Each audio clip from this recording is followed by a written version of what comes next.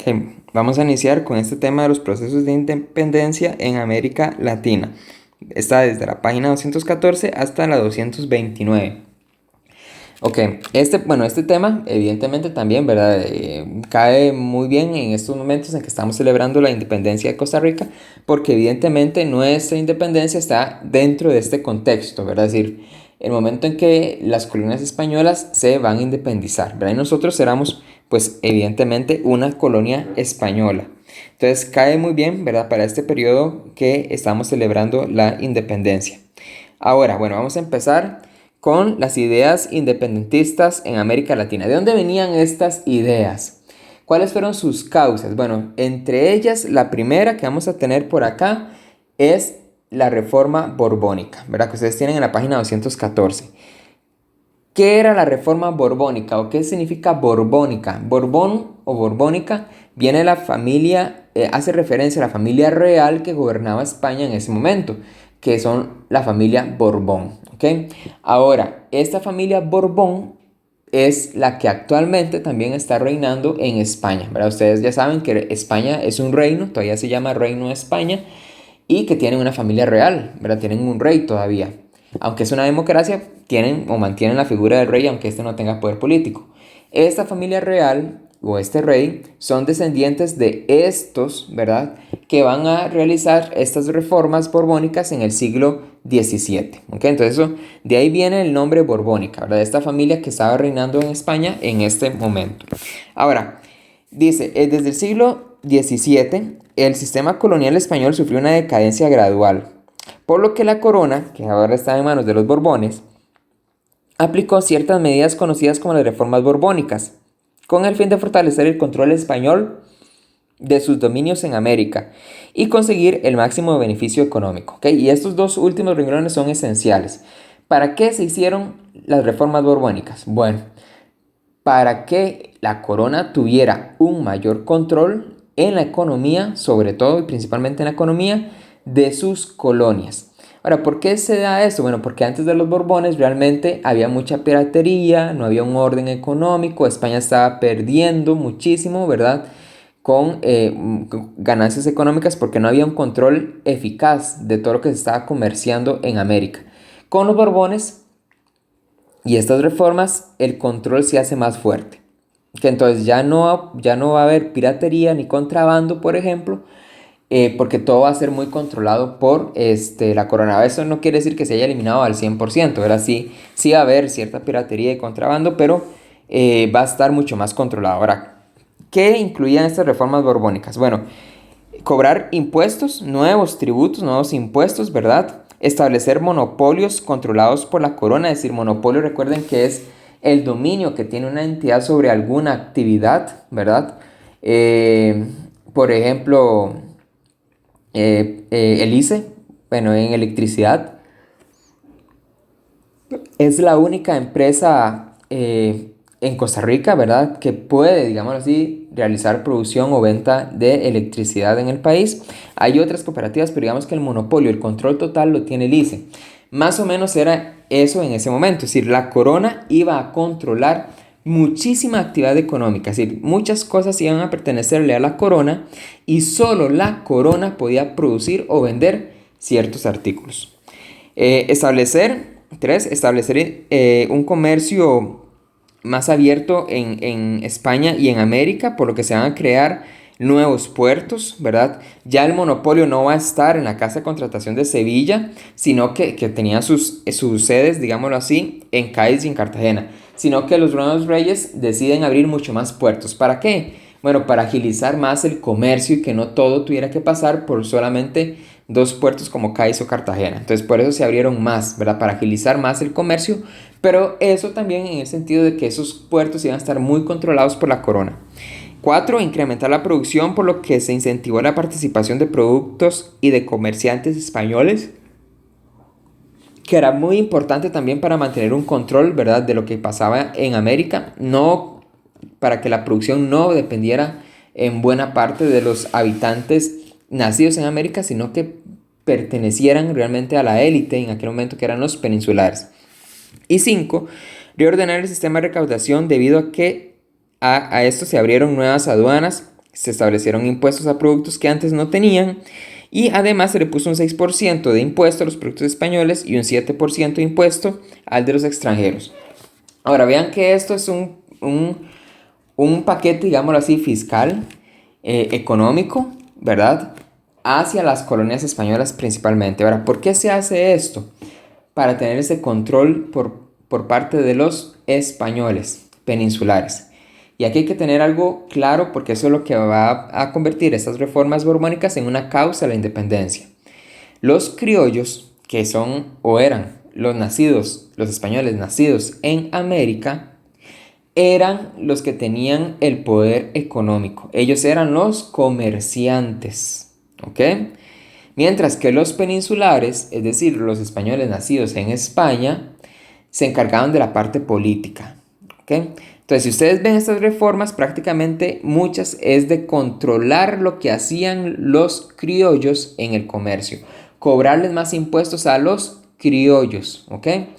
Y controlar toda su actividad productiva y comercial. Eso evidentemente no le va a gustar a los criollos. No le va a gustar a los criollos porque ellos van a sentir que la corona les está robando y que no les deja comerciar libremente. Entonces, por eso es que esto se hace una causa de la independencia. Los criollos, es decir, los españoles nacidos en América, van a querer quitarse de encima ese control de la corona por medio de las reformas borbónicas que había establecido, ¿ok? Entonces, esto en un primer punto. Ahora, en esta fotografía vamos a ver al rey Felipe VII. Felipe VII, ¿verdad? Va a ser, Fernando VII.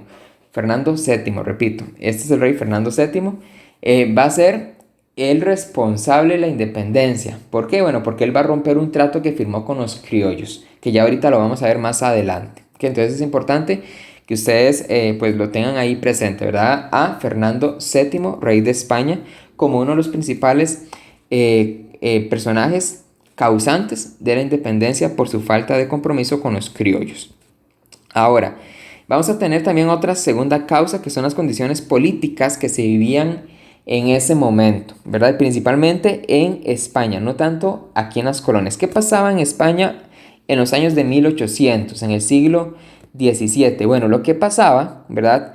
Era que España había sufrido la invasión del Imperio Napoleónico, de Napoleón Bonaparte, ¿verdad? Que habíamos visto al final de la Revolución Francesa que Napoleón se había hecho con el poder en Francia y había constituido todo un imperio que había invadido otras naciones en Europa. Una de esas naciones que invadió fue España y se apoderó de la corona. ¿Okay? Napoleón Bonaparte se apodera de la corona española y se la entrega a su hermano José. Que José va a ser que el gobernante, digámoslo así, el rey de España en este dominio napoleónico.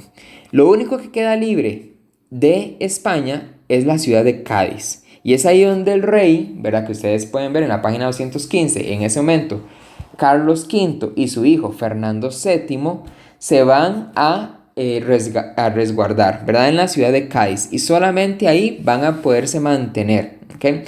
El resto de España está en manos de Napoleón Bonaparte y de su hermano que se había convertido, o Napoleón lo había convertido en el rey de España.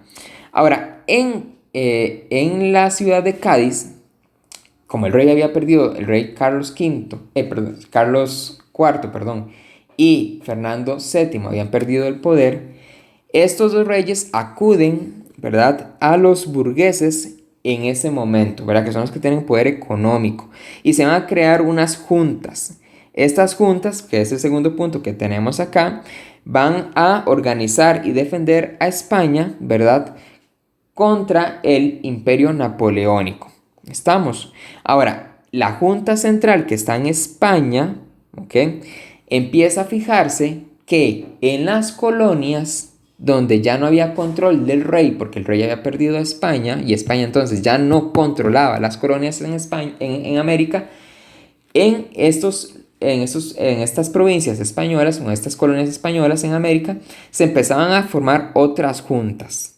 ¿Okay? Ahora, ¿de quiénes estaban formadas estas juntas? Pues de los criollos. Los criollos eran los que estaban formando esas juntas y muchas de ellas sintieron, ¿verdad?, ese ambiente de autogobernarse. No eran independientes, pero como ya no había un rey que los controlara, ¿verdad? Un rey español, ellas tuvieron que autogobernarse, autogestionarse. Y eso les dio la idea, ¿verdad? Un poco de lo que podía ser independientes, ¿verdad?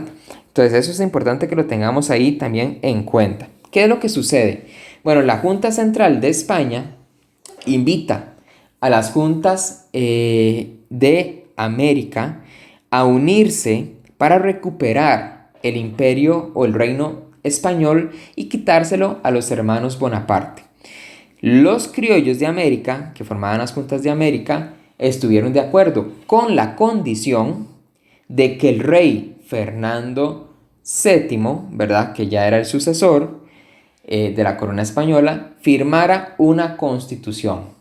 Es decir, recuerden lo que era la Ilustración, ¿verdad?, uno de sus postulados, tener una ley escrita que hasta el propio rey debía obedecer. Entonces, con esa condición, los criollos aceptaron ayudarle a España a recuperar su reino, ¿verdad?, allá en Europa.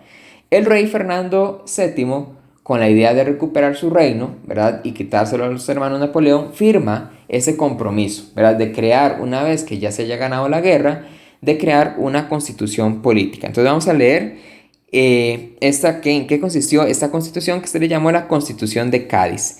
Dice, en 1812 las Cortes de Cádiz, que es la unión de estas juntas, emitieron la Constitución de Cádiz, que fue aplicada en España y América hasta 1814. Algunos principios de esta eran la soberanía nacional, la igualdad ante la ley y la defensa de la propiedad privada. Vea que eran postulados de la Ilustración. De igual manera, se removieron los privilegios de la nobleza y el clero. Se propuso un trato que ponía en igualdad la política entre España y América, pero este no se cumplió. Y es ahí donde viene el problema. Una vez, y eso lo vamos a ver ahorita, que el rey recupera el poder, empiezan los problemas. Dice, los criollos querían la libertad de comercio, pero no se logró ya que poseían menos delegados en las cortes. A pesar de eso, estimularon la búsqueda de la libertad comercial y política, ¿ok? Aún así, habían cosas que eran positivas para los criollos en la constitución que Fernando VII firmó. Luego, el rey en 1913, Fernando VII, volvió al trono. Y un año después, es decir, en 1814, suprimió la Constitución de Cádiz e implantó de nuevo la monarquía absoluta. Y esto es la gota que derramó el vaso. ¿Por qué? Bueno, porque los criollos en América se sintieron traicionados por el rey Fernando VII, que desobedeció la Constitución, la eliminó e instauró nuevamente el poder absoluto. Esto fue lo que hizo. Esta es la causa principal, y eso se lo tienen que aprender ustedes, de la independencia. La Constitución de Cádiz, el rompimiento de Fernando VII o su desobediencia o su desconocimiento de la Constitución de Cádiz. Ahora, en la página 216 ustedes tienen ahí qué establecía, ¿verdad?, esa Constitución, ¿verdad?, y en qué consistió. Entonces vamos a tener algunas condiciones ideológicas que se veían en esta Constitución, pero también influían en otros aspectos de la vida política en las colonias. Una de estas condiciones ideológicas, evidentemente, tiene que ver con el asunto de la Ilustración. Los postulados de la Ilustración influyeron muchísimo en los criollos, los mestizos y los indígenas, y ellos empezaron a ser críticos con el sistema político que tenía la corona absoluta, ¿verdad? Entonces muchas ideas de la Ilustración que ustedes la tienen en la página 216, otra vez, como la razón, la ciencia, la educación, que el hombre nacía libre, que la iglesia tenía que eliminar o disminuir su influencia, ¿verdad?, en la política, llegaron hasta las colonias, y esto fue estudiado por criollos principalmente, pero también por mestizos y los indígenas. ¿Qué otra influencia vamos a tener o causas en la independencia de las colonias españolas? Bueno, la independencia de Estados Unidos, que fue el 4 de julio de 1776. Esta independencia de Estados Unidos fue un ejemplo a seguir por las colonias españolas. Y fue algo importante porque Estados Unidos en ese momento eran 13 colonias muy pequeñas, ¿ok?, en la costa atlántica de lo que hoy es Estados Unidos. Era solamente una franja en el Atlántico. El resto de Estados Unidos actual era parte de España, ¿verdad? o de Inglaterra o de Francia. Y estas 13 colonias o 13 pequeñas colonias se enfrentaron contra el mayor imperio en aquel momento, que era el Imperio Británico, el Imperio Inglés, Inglaterra, y lograron la independencia. Entonces, las colonias españolas, al ver esto, se motivaron a hacer lo mismo. ¿Y qué fue lo que pensaron? Bueno, si estas 13 colonias que eran pequeñas pudieron contra el mayor imperio, las colonias españolas, que son mucho más grandes en población y en territorio que las colonias británicas o estadounidenses, ¿verdad? Van a poder derrotar más fácil, ¿verdad? Las colonias españolas al imperio español, que estaba mucho más debilitado que el imperio británico, ¿verdad? Eso fue lo que hizo o motivó a los latinoamericanos a buscar su independencia, principalmente entre el grupo de los criollos. Y luego también vamos a tener los conocimientos relacionados con la Revolución Francesa, ¿verdad? La ideología, lo que se vivió en la Revolución Francesa, también va a ser muy importante como inspiración para las independencias de América Latina. ¿En qué sentido? Principalmente, bueno, en el asunto de la república. Si ustedes notan, todos los países de América somos repúblicas. Y eso viene de la inspiración que provocó la Revolución Francesa, ¿verdad? Eliminar la monarquía absoluta y poner en su lugar el sistema político de repúblicas. Ahora, etapas de ese proceso independentista en América Latina. Eso está en la página 218. Vamos a tener dos etapas. La primera, de 1810 a 1814. Vean que este periodo calza con el asunto de las Cortes de Cádiz, ¿verdad? Las Cortes de Cádiz fue en este periodo. Ahora, ¿qué estaba pasando en América en este periodo? Bueno, mientras allá se estaba decidiendo cuál iba a ser la constitución en Cádiz, aquí en América empezaron a surgir ciertos movimientos de independencia. Dice, se dio de 1810 a 1814, la cual fue al mismo tiempo que la situación en España estaba complicada por su fuerza militar. En esta etapa ocurrieron dos movimientos independentistas en ciudades como Caracas y Buenos Aires.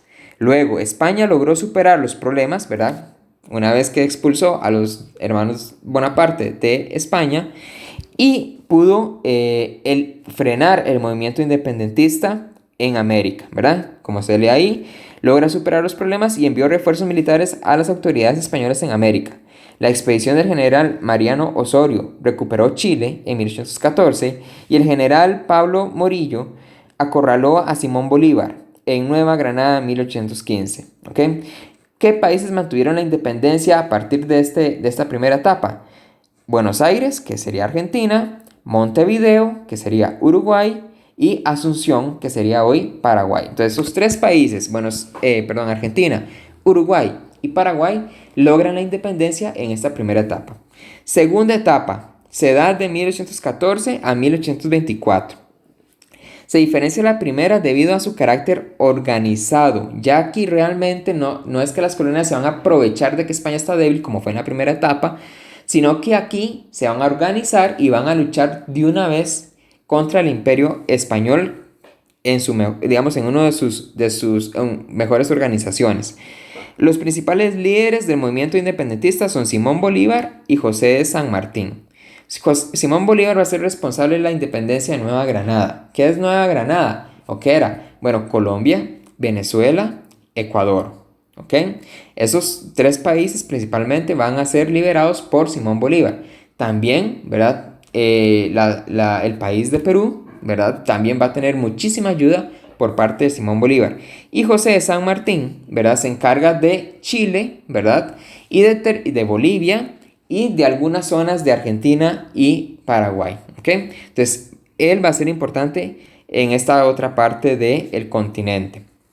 Por otro lado, Gran Bretaña, debido a intereses políticos y económicos al querer comerciar directamente con los territorios americanos, logró apoyar económica y militarmente a los insurrectos, lo que aceleró el proceso de independencia. ¿Ok? Inglaterra va a ayudarle a los criollos a luchar contra España, ¿verdad? Y eso va a ser un aporte muy importante para lograr la independencia en esta segunda etapa. Costa Rica, Centroamérica, va a alcanzar su independencia en 1821, es decir, en esta segunda etapa. ¿Ok?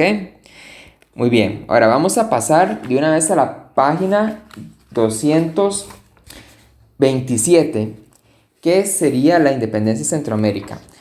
Lo que está en la página, de la página 119 a la 225, ustedes lo pueden leer, ¿verdad? Como algo anexo para que ustedes más o menos también se informen de cómo fue la independencia en el resto del continente americano. Pero para facilidad de estudio, ¿verdad? Vamos a centrarnos solamente en la independencia de Centroamérica y Costa Rica, ¿ok? Ahora, ¿cómo fue la independencia de Centroamérica? Centroamérica no tuvo una lucha armada para lograr la independencia. Los otros países de América Latina, es decir, los antiguos virreinatos de Nueva España, que era México, Nueva Granada, que eran Colombia, Venezuela, Ecuador, el virreinato del Río de la Plata, que era Argentina, Uruguay, Paraguay, una parte de Bolivia, o las capitanías de Chile, ¿verdad? Y Venezuela, ellas tuvieron que luchar con armas, ¿verdad? Con guerras para alcanzar su independencia. Centroamérica no. Centroamérica fue, digámoslo así, una consecuencia de la independencia del virreinato de Nueva España. Es decir, estamos hablando de México, ¿ok? Entonces, eso hay que tenerlo bastante claro. Si ustedes ven en la página 227, el primer y segundo párrafo mencionan algunos antecedentes que hubo en Centroamérica para alcanzar la independencia en los años de 1811 y 1812 principalmente. Sin embargo, ¿verdad? Estos movimientos no tuvieron gran éxito. En el tercer párrafo se menciona el asunto de México. Dicen, estos primeros movimientos fueron avivados por los hechos ocurridos en México, el plan de Iguala y la anexión a Chiapas a México, que en ese momento Chiapas era parte de la Capitanía General de Guatemala. Estos movimientos de independencia en México, ¿verdad? También motivan a Guatemala, a la Capitán General de Guatemala, a analizar la situación, ¿verdad? Entonces dice, el general de Guatemala, Gabino Gainza, convocó a una reunión el 14 de septiembre de 1821. En esta reunión surgieron dos bandos, los radicales, liderados por Pedro Molina, y los conservadores, liderados por José Cecilio del Valle. Ambos buscaban lo mismo de formas diferentes, la independencia. ¿Okay? Pedro Molina, ¿verdad? Quería la independencia total de Guatemala, de la Capitanía General de Guatemala, fundar una república y con nuevas autoridades. José Cecilio del Valle, ¿verdad? Lo que quería era, sí, está bien, la independencia, pero manteniendo las mismas autoridades en sus puestos. ¿Ok? Es decir, no había, digámoslo así, una independencia total porque los mismos españoles iban a seguir gobernando. ¿Ok? Dice, el 15 de septiembre, la esposa de Molina, Dolores Bedoya, hizo una llamada a los vecinos frente al Palacio de Gobierno para que apoyaran a favor de la independencia. En realidad, no fue el 15 de septiembre, ¿verdad? Fue la noche, digámoslo así, noche del 14 de septiembre, madrugada del 15, ¿ok?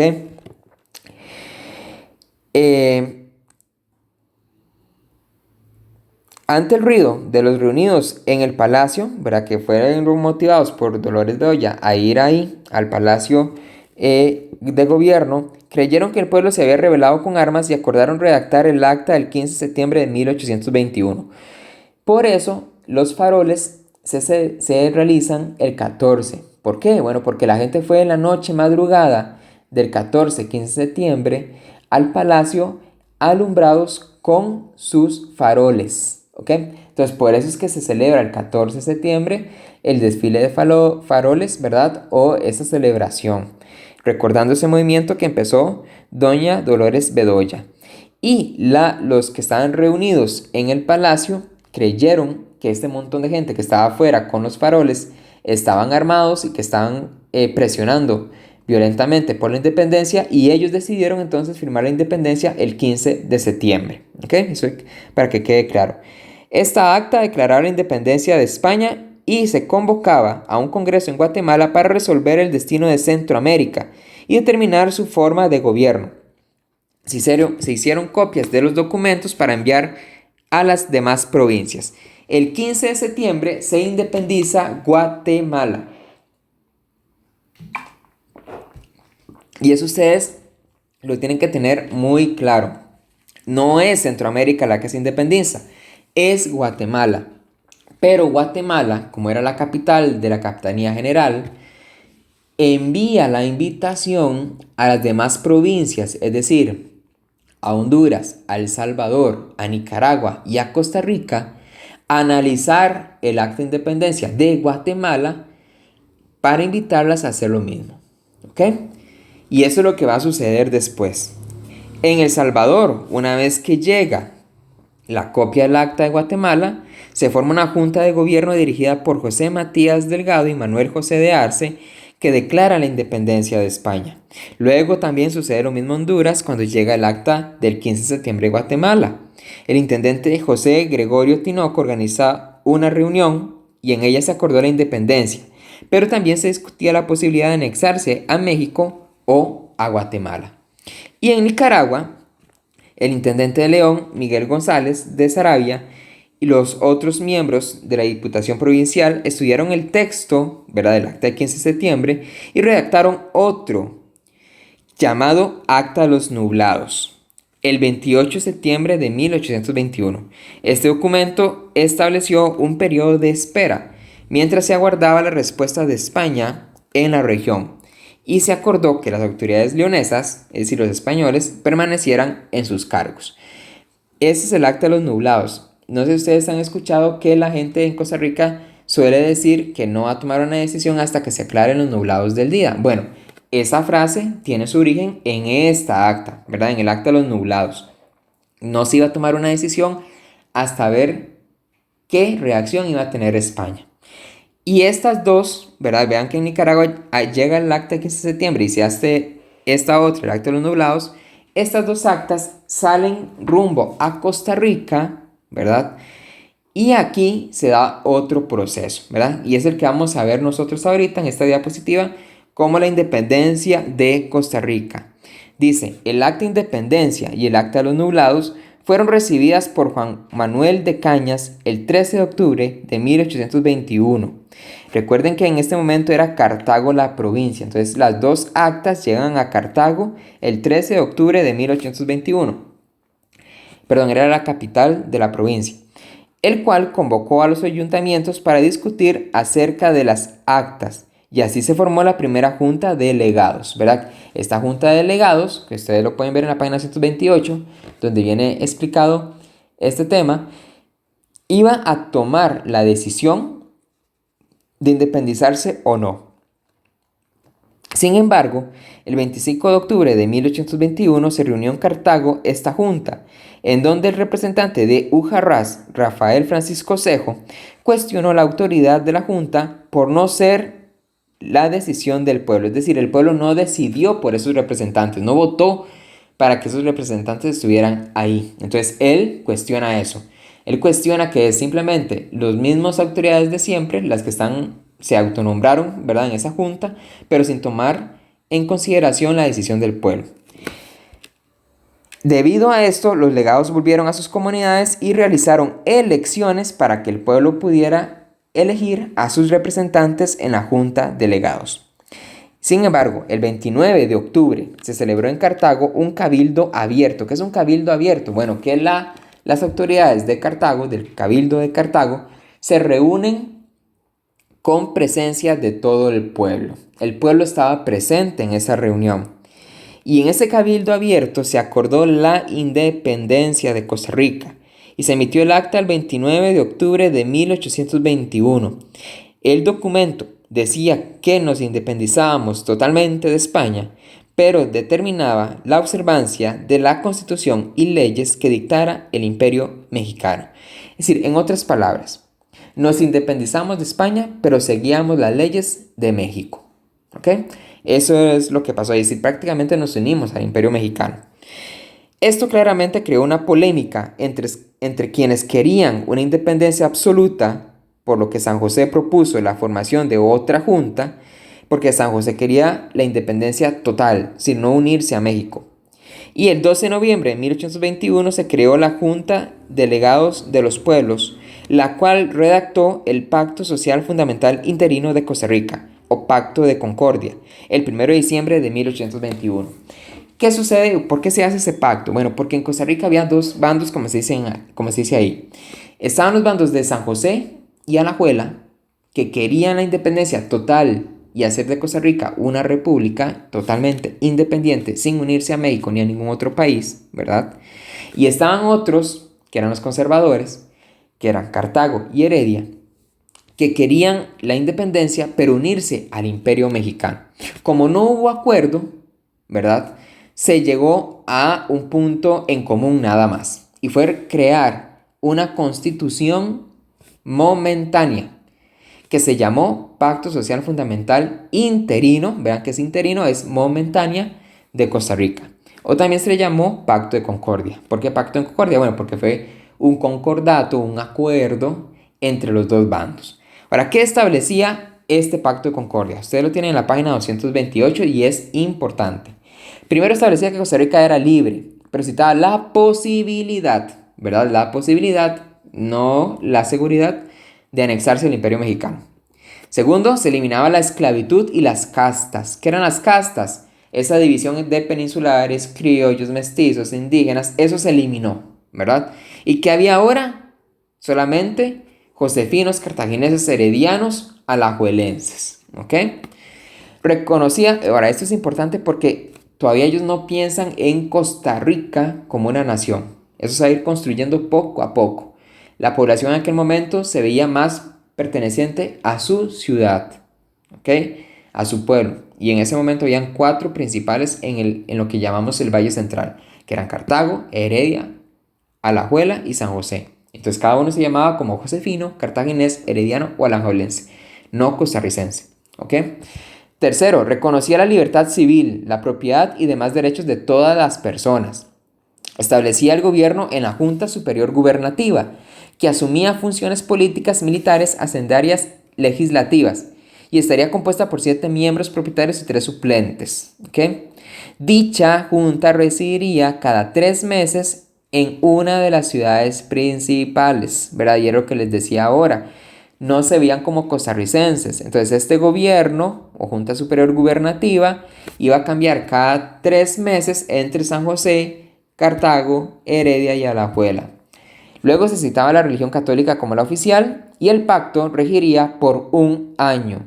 Luego de ese periodo se adoptaría un nuevo estatuto constitucional acorde con la situación política del país. Entonces el Pacto de Concordia, Pacto Social Fundamental Interino, se le considera como la primera constitución de Costa Rica, ¿verdad? Y ustedes lo tienen que tener muy claro. Ahora, quiero que pongan muchísima atención a este proceso, porque vean que Costa Rica no queda completamente independiente. O sea, estamos en un proceso de transición, ¿verdad? Decidimos separarnos de España, pero con la posibilidad de unirnos al Imperio Mexicano. Y además, no teníamos una unidad como país, estábamos divididos en 4 ciudades, ¿verdad? Que no se sabía cuál iba a ser la capital en ese momento. Entonces eso es importante que ustedes lo tengan muy, muy claro. La independencia de Costa Rica la celebramos el 15 de septiembre, porque así se acordó, ¿verdad? Años después, en 1848, porque en Guatemala, como la capitanía, o la capital en ese momento de Centroamérica, tuvo la iniciativa de hacer la independencia e invitó a los demás. Pero, ¿verdad? No fue porque exactamente en ese día Costa Rica se independizara totalmente, no. Eso fue un proceso que inició el 15 de septiembre. Ahora, ¿por qué no se celebra el 29 de octubre, que firmamos el acta de independencia? Bueno, porque también el 29 de octubre es una fecha no muy clara, ¿verdad? Porque esa acta el 29 de octubre nos separaba de España, pero nos unía al Imperio Mexicano. Entonces al final no éramos totalmente independientes, ¿ok? Ya más adelante vamos a ver el momento exacto en que Costa Rica llega a su independencia total, ¿verdad? Pero, como fecha, ¿verdad? Pero en este momento es un periodo de transición. Sin embargo, es importante saber que si este proceso empieza el 15 de septiembre y por eso celebramos el 15 de septiembre como la fecha de independencia. Ok, consecuencias, y ya con esto terminamos. Bueno, vamos a tener varias consecuencias de la independencia de América Latina, de las colonias españolas, ¿verdad? Y también consecuencias para el Imperio Español. Esta independencia de América hizo que España perdiera prácticamente todas sus colonias. Obviamente, ¿verdad? Porque la mayoría de sus colonias estaban en América. Y al independizarse todas, para 1824 prácticamente A España solo le quedaba Cuba, Puerto Rico y las Filipinas, que quedan allá por Asia, ¿ok? Por China. Luego, se vieron reflejadas las ideas de la Ilustración y las consecuencias de la Revolución Francesa, ¿verdad? Evidentemente, aquí se llevan las independencias, se motivan en esas ideas, se motiva en la Revolución Francesa. Y así surgen nuevos estados, se dan las redacciones de nuevas constituciones políticas y las nuevas formas de gobierno, principalmente la república. En el ámbito social, el movimiento independentista se entendió los conflictos étnicos, los cuales luchaban contra España. A pesar de esto, al conseguir la emancipación y la independencia, dichos problemas surgieron a flote. Las minorías criollas consolidaron su poder como oficiales de los ejércitos y como ciudadanos, pues cumplían con los requisitos. ¿Okay? ¿Quién toma el poder en los nuevos estados de América? Los criollos. Y eso también lo tienen que tener muy claro. Los criollos son como los burgueses de la Revolución Francesa. Los criollos son los que toman el poder económico y político después de la independencia aquí en los nuevos estados de América. ¿Okay? Y los demás grupos van a estar subordinados a ellos. Los afrodescendientes siguieron como esclavos durante parte del siglo XIX y los indígenas fueron incorporados a las haciendas como mano de obra asalariada. Ninguna de estas etnias ni los mestizos fueron considerados ciudadanos, ¿verdad? Entonces vean cómo los criollos, luego de alcanzar el poder, de expulsar a los peninsulares, de independizarse de España y de tomar el poder en cada uno de los países de América, discriminan totalmente a los demás grupos étnicos de América. Pero una problemática que hasta el día de hoy se mantiene principalmente con el grupo de los indígenas. Y las nuevas repúblicas afrontaron problemas económicos, ya que la guerra provocó la pausa de la minería y la producción agrícola. Algunas propiedades fueron destruidas y las vías de comunicación se vieron afectadas.